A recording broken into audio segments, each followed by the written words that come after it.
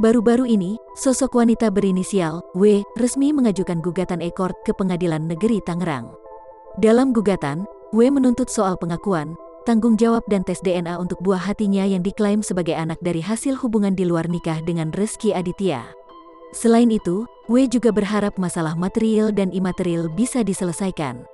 Mengetahui kabar gugatan tersebut, Rezky Aditya dan pengacaranya, Hendrawan Halim menegaskan akan menggelar jumpa pers. Melalui kuasa hukumnya, Rezky Aditya sempat membantah semua tudingan wanita W tersebut. Dari kami menjelaskan ke saudari W itu, bahwa klien kami menolak tentang pengakuan itu, jadi membantah semuanya. Itu sudah kami sampaikan pada somasi yang kami buat kepada kuasa dari W, ungkap Hendrawan Halim, kuasa hukum Rezky Aditya. Pengacara Hendrawan Halim mengungkap rencana untuk menggelar jumpa pers demi merespon gugatan dari pihak W soal status anak dan hamil di luar nikah. Hendrawan juga membeberkan alasan di balik sikap diam Rezky Aditya.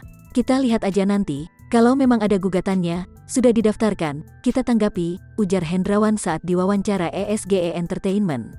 Mutusin sih nanti, konferensi pers itu baru setelah kalau sudah ada gugatan itu udah benar ada didaftarkan, terus udah dipublis, itu nanti baru kita respons.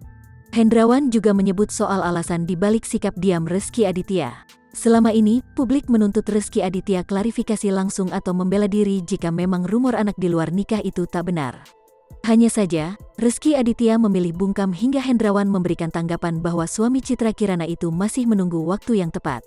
Tidak bela diri, karena permintaan dari klien, mungkin tim juga bicaranya gitu. Bukannya nggak mau nanggapi atau apa, jadi mohon bersabar aja kali ya, ungkapnya. Nanti kita lihat nanti aja ya, kalau faktanya udah ada gugatannya, udah didaftarin nanti kita tanggapi. Aku enggak terlalu banyak bicara nih di telepon, sabar aja. Bukannya kita enggak mau jawab atau kita menolak, tapi nanti ada saatnya dan ini waktunya, tegas pengacara Rezky Aditya.